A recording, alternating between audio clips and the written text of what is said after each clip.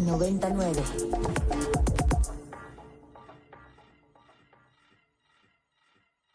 México busca la salida de Ecuador de las Naciones Unidas. Además, ya se presentó una denuncia contra su presidente Daniel Noboa en búsqueda de su detención y extradición. La relación México-Ecuador fue puesta bajo la lupa tras las declaraciones que hizo el presidente de México, Andrés Manuel López Obrador, sobre las elecciones presidenciales ecuatorianas. Él crea un ambiente enrarecido de violencia, al grado que van los candidatos, y esto lo difunden todos los medios, con chalecos a los debates, pero todo armado. Pues no ganó la candidata. Lo más lamentable es que continúa la violencia. Lo dicho por el presidente López Obrador agregó tensión a la relación ya inestable por recibir en la embajada mexicana en diciembre de 2023 a Jorge Glas, ex vicepresidente y enemigo político de Noboa, acusado de corrupción. Glas estuvo resguardado hasta el 5 de abril, día en que la policía ecuatoriana, en violación al derecho internacional, ingresó a la Embajada de México en Quito. Tras saltar las bardas, se llevaron a Glas. El jefe de la Cancillería mexicana, Roberto Canseco, intentó detener a los elementos, pero como fue revelado en videos, lo amenazaron con un arma, lo agredieron y tiraron al suelo. Momentos después del allanamiento, Canseco contó lo ocurrido, todavía conmocionado. Estábamos por salir y de repente nos encontramos con policías, con ladrones que entraron en la noche en la embajada. Esto es algo totalmente inaceptable. Defendí el honor y la soberanía de mi país. Glas fue trasladado a La Roca, la cárcel de máxima seguridad de Ecuador. 3 días después de su detención, el 8 de abril, lo internaron en el Hospital Naval de Guayaquil. La defensa del ex vicepresidente sostuvo que habría experimentado una intoxicación por medicamentos. La versión del gobierno ecuatoriano es que sufrió una descompensación al negarse a comer. Mientras tanto, en México, la opinión generalizada ha sido que los dichos del presidente López Obrador de ninguna manera justifican el actuar autoritario de la administración de Noboa. Aún así, hay personas con pensamientos contrarios, como Lili Téllez, la senadora del PAN, ultraderechista, que ofreció una disculpa al presidente de Ecuador.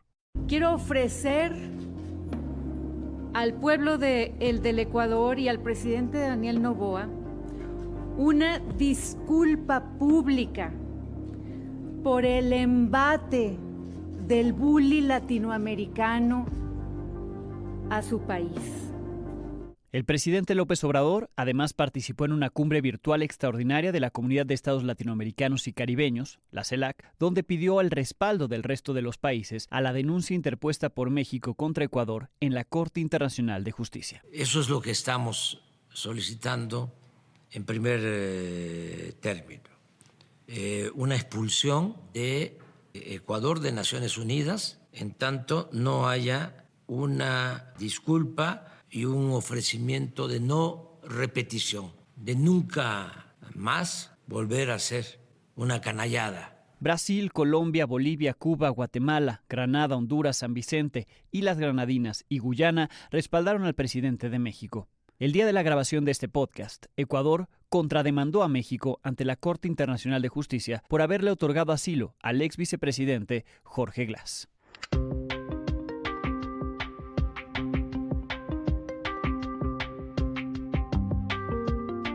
Bienvenidos a Date y Cuenta, soy Alejandro Domínguez y como cada semana hoy tenemos una nueva explicación de lo que es noticia. En esta ocasión es nuestro último episodio de esta segunda temporada de Date y Cuenta. Me acompaña en el estudio la estudiante de Storytelling, Reportaje y Microperiodismo Mariana González, quien entrevistó a Esteban Cárdenas. Él es periodista en Ecuador, está enfocado a temas políticos, de seguridad y al fact-checking y además sabe mucho de lo que ocurrió entre México y Ecuador con este caso después de la irrupción en nuestra embajada. Mariana, ¿cómo estás? Bien, muchas gracias, Alex. Pues sí, Esteban nos pudo dar un mayor contexto de lo ocurrido desde el otro lado de la moneda, desde la perspectiva ecuatoriana. Precisamente comenzó con más detalles sobre las acusaciones de Jorge Glas que contradicen la versión que se trataría meramente de un perseguido político. Este personaje resuena mucho en Ecuador debido a su involucramiento en tramas de corrupción. De hecho, cabe recordar también que Jorge Glas, antes de haber acudido a la Embajada de México, ya contaba con una orden de detención y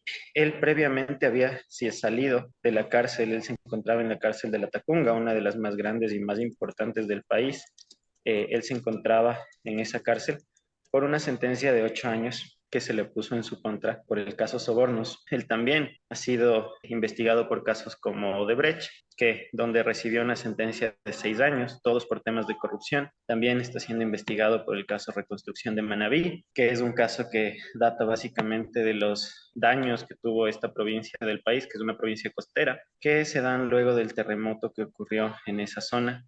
Entonces, en ese entonces, el gobierno de Rafael Correa destinó fondos para la reconstrucción, un proyecto que estuvo a cargo de Jorge Glass, y donde nuevamente ahora pues tenemos casos de corrupción. También nos explicó el contexto de la llegada de Noboa al poder y todos los intereses detrás que podían llegar a explicar el por qué decidió ingresar a la embajada mexicana.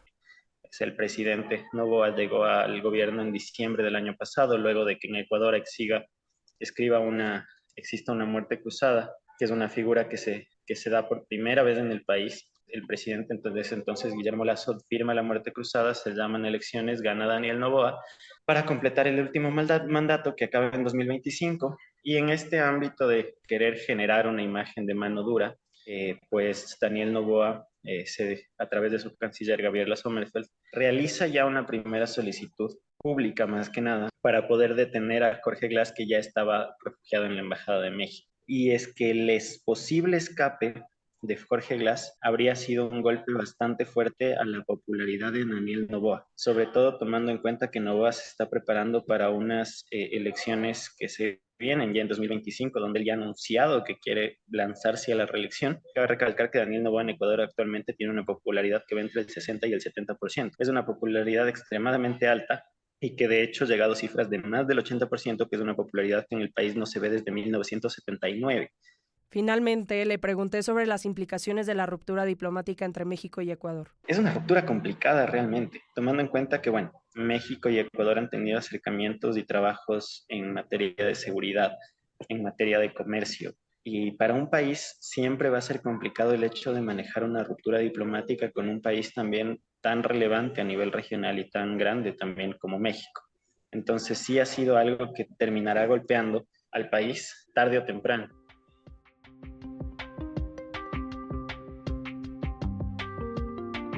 Y gracias a todos por escucharnos, los invitamos a que se suscriban y califiquen este y el resto de nuestros episodios. Este podcast y esta temporada además fue gracias al equipo de Storytelling, Microperiodismo y Reportaje de la Universidad Iberoamericana. En este episodio participaron José Antonio Romero, Eugenio Tapia, Aldo Rivera, Natalia Beñé, Renata Noval, Valeria Mendíbil, Adriana Silva, Patricio Gómez, Constanza Munguía, Sofía Otero, Mariana González, Fernanda Colado, Jimena Amparán, Diego Aarón Rodríguez, Ana Laura Citalán, Daniela Rivero Borrell, Juan Francisco Zuleta y Diego Jaimes. También queremos agradecer en este y en el resto de episodios la participación del equipo de Ibero 90.9 en la producción, Daniel Maldonado, en la información Rox Aguilar y a todo el equipo integrado por Carmen Díaz Leal, Gabriel Pineda. Así, esta segunda temporada. Nos escuchamos pronto.